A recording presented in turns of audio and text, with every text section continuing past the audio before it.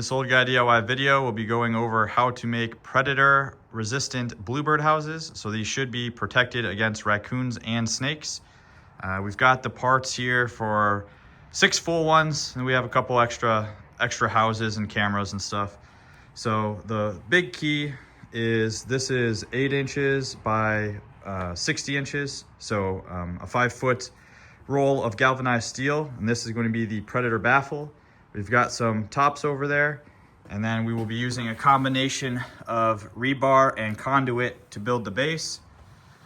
And then in each of the houses, we'll be using a Blink Outdoor 4 wireless camera with a, I believe it's called a Wasserstein solar panel.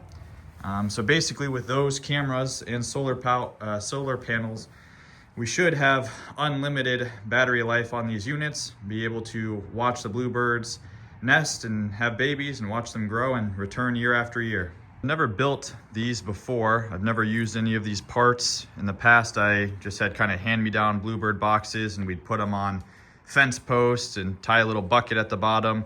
And after learning more about it, you really need this 5-foot galvanized steel, 8-inch diameter in order to keep raccoons and snakes out. And then some of the new stuff as far as bluebird house luxuries. So having 2 holes so that the bluebirds can escape if anything were to come in there. We have all sorts of cool stuff. They're nice and big to accommodate cameras. They've also got this kind of chicken wire in there so the babies can crawl out. They have cooling holes. Basically all the luxuries you could look for as a bluebird. And none of this stuff is my own idea. I'm copying people off of Facebook. So there's a group called Bluebirds Unfiltered. Lots of great information in there. Build plans if you wanted to make these yourself. You can also have builders there make them for you, which is what I did. And then they have the whole parts list and all of the instructions. So I'll post all of this in the description. And again, you know, this one was from February 2021, so it's a little outdated. It's a little pricier now with everything happening. But yeah, all the parts are there. I got everything at, so all of the parts for the base and everything at Lowe's. I bought the houses already made from a guy in the group. And then I bought the cameras and the solar panels on Amazon. And then we'll just be following along with these instructions and see what happens. All right, so the first thing we're gonna do is use a 25mm hole saw in order to drill a hole in each of these caps. What this will allow is we'll put the cap on top of this to kind of hold it all together, and then it'll slide perfectly over our conduit. So I'm gonna drill 6 holes in these caps to start the journey. I'm just using my DeWalt 18-volt with a 25mm hole saw. Made quick work of these 6. I'm hoping that this part doesn't need to be precision because I just kind of eyeballed where center would be. I suspect the bluebirds won't care, but I hope that it lines up on everything fine. So we will move to the next step. All right, the next step says that we have to snap that duct pipe together. So I've heard this is kind of a 2-man job. I'm gonna try doing it by myself with the use of tape, and I've never done this before, so we'll see how it goes. All right, so I just got my first one sort of assembled. I tried using the tape. I've got the electrical tape over there. It didn't help. What I found to help the most is just to straddle it like this and kind of push it together with my thighs and then work from one end to the other. But anyways, it's sitting pretty in there. So now what we're gonna do is just take some of the screws, self-tappers that we have, and put 4 of them in there just to make sure this doesn't go anywhere. And then this will be ready for test fitting on the conduit. Oh, and one big tip when you're working with this crap, it is extremely sharp. So I recommend wearing gloves. I've got these like grippy, I don't know, whatever they call them, yard work gloves. And yeah, be safe. Got these screwed in, so it's not going anywhere. They said 5/64 drill bit. I couldn't find any, so I just used a random one, put these in. I was wrong, they're not self-tappers. Parts will be in the description, so you can do it right if you want. It's certainly not pretty, but I think it will work.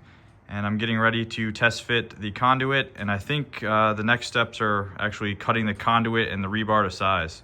We're on step 4 here. We bought 10-foot rebar. So it says you can use either 4-foot or 5-foot. The owner, whoever wrote this, said 5 feet is the preference. So that's what I'm gonna use. So I'm gonna take, I mean, it's kind of hard to see. I've got rebar in here. So I've got 3 10-foot rebars, because again, I was only gonna build 6 boxes and then I ended up with 10, and we'll see what happens. I might need more parts. But so I'm gonna take these 3 10-foot pieces of rebar and cut each of them in half. And then I think the conduit actually is a little bit longer. Like I think the conduit, you might keep 8 foot, but we'll get there when we get there. So I'm happy to report that the grinder was the tool for the job, and my measurements were halfway decent, so that's pretty good. So now we've got 6 5-foot lengths of rebar, and we move on to the next step. Technically at the end of step 4 there, it says pound the rebar into the ground and level it. We're not gonna do that right now. I'm gonna try and get everything ready to go before I go put any of them up. So we'll move on to step 5. We're gonna cut 2 feet off of the 10-foot EMT. Again, don't have a hacksaw, so we're gonna try to grind it and see what happens. So we should, let's see, what do we have there? We have 6 10-footers, and we should turn them all into 6 8-foot pieces of conduit to start the show. I think we're pretty much ready to go. I forgot that when I ordered these supplies from Lowe's, they only had 5 of these tubes, so I bought all 5. I'll need to buy some more depending on how many more I make. So I got 5 tubes. I got 6 8-foot pieces of the EMT conduit and 6 pieces of the 5-foot rebar. I got 10 birdhouses, 10 cameras, 9 solar panels. So it's all mix and match.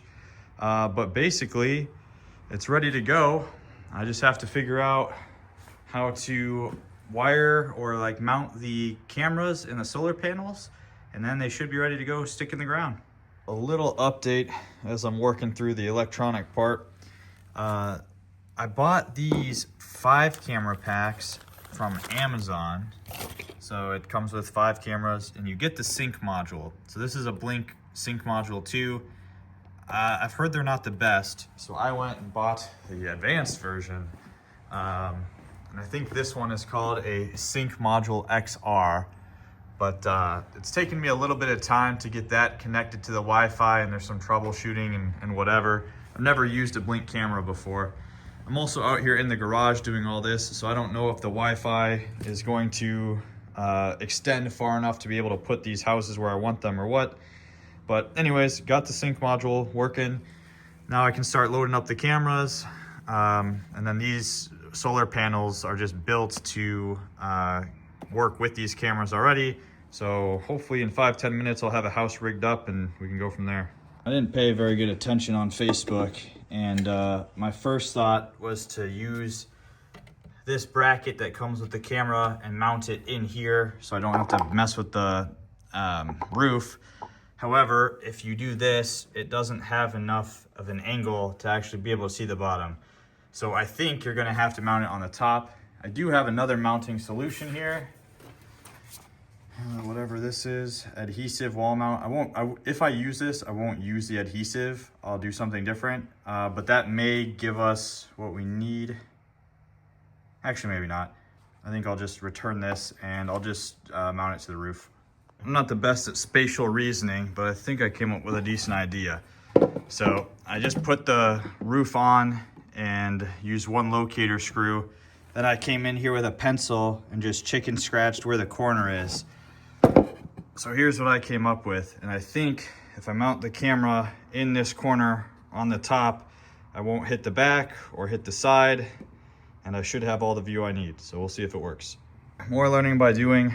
My first location was kind of close, but when it was in here, it was too far back.